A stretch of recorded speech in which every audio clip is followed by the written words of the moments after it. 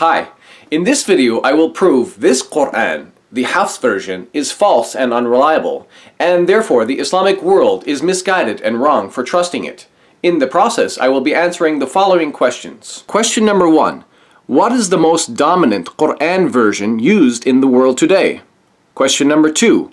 What are the conditions used to authenticate any version of the Quran? Question number 3. Who was Hafs? And question number 4. Was Hafs an honest and trustworthy man? So let's begin. Question number 1. What is the most dominant Quran version used in the world today? For the answer, we turn to the book An Introduction to the Sciences of the Quran by Muslim scholar Yasir Qadhi, which says, today the majority of the Muslim world reads the Hafs Quran only. More specifically, on page 199, it says this Quran version is used by about 95% of the Muslim world. So, the overwhelming majority of the approximately 1.7 billion Muslims are in unity using this one version of the Quran known as Hafs. That's a pretty amazing uniformity. Question number 2. What are the conditions used to authenticate any version of the Quran? For the answer, I turn your attention again to Yasir Qadhi's book. Page 187 mentions 3 specific conditions. It says, every qira'ah or reading that conforms to the rules of Arabic, even if by one manner, and matches with one of the mushafs of Uthman, even if such a match is not an obvious one, and has an authentic chain of narrators back to the Prophet, meaning Muhammad, is an authentic qira'ah.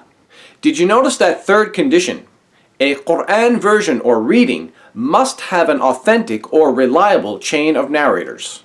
In fact, page 189 of this book further states, this is the most important condition. Question number 3.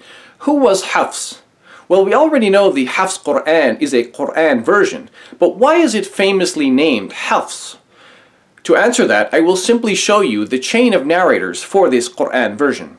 As you see, I've underlined it for you in red. It says, رواية حفص بن سليمان بن المغيرة الأسدي الكوفي لقراءة عاصم بن أبي النجود الكوفي التابعي عن أبي عبد الرحمن عبد الله بن حبيب السلمي عن عثمان بن عفان وعلي بن أبي طالب وزيد بن ثابت وأبي بن كعب عن النبي, which basically translates as the riwayah or transmission of Hafs ibn Sulaiman ibn al-Mughira al-Asadi al-Kufi of the qira'ah or reading of Asim ibn Abi al-Nujud al-Kufi from Abdul Rahman Abdullah ibn Habib al-Sulami from Uthman ibn Affan and Ali ibn Abi Talib and Zayd ibn Thabit and Ubay ibn Ka'b from the Prophet, meaning Muhammad.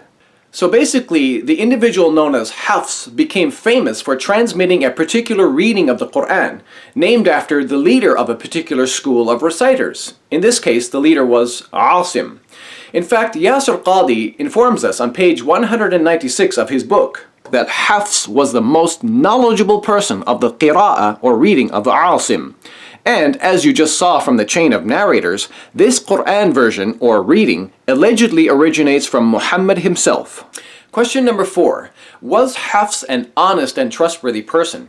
In other words, can the Muslim world trust Hafs as an honest, trustworthy, and reliable person to transmit the Quran? This is our most important question. I answer by using the following Islamic source. In the Musnad of Imam Ahmad, Volume 1, Hadith number 1268 or 1267 in an online Arabic edition, Muhammad is quoted saying, whoever reads Quran and learns it by heart, he will be granted intercession for 10 of his family for whom hell was due. Now let's look at the comments below this hadith. We'll see there is a serious problem here. Its chain of narration is graded as da'if jiddan or very weak. Why is that? Well, it's because of the presence of Hafs in the chain of narration for this hadith. In fact, here are more comments on this same hadith in Arabic that provide us with more information why the presence of Hafs in a chain of narration makes a narration unreliable.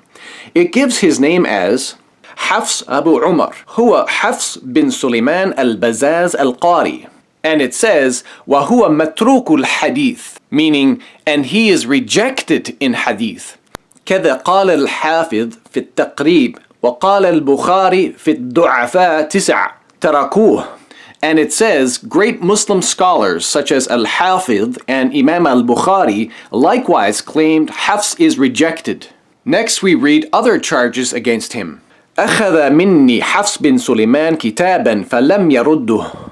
And notice here, وكان يأخذ كتب الناس فينسخها, which means Hafs used to take books from people and copy them and not return them. And more importantly, we read here, وَكَانَ كَذَّابًا, which means, and he was a liar.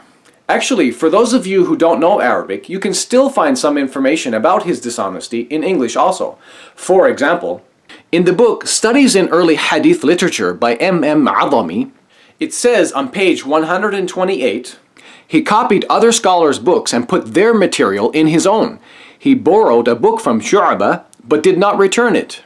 In other words, according to these Islamic sources, Hafs was unreliable, untrustworthy, a thief, and a plagiarist who took materials or narrations from others, but made it appear like they were his own. And worse than that, he was a liar. In ending this video, my conclusion is the Hafs Quran is batil or false. It cannot be trusted nor be considered the word of God. Therefore, the Muslim world is seriously misguided for blindly accepting the Quran transmitted by a known liar and dishonest thief. Thanks for watching, and God bless you.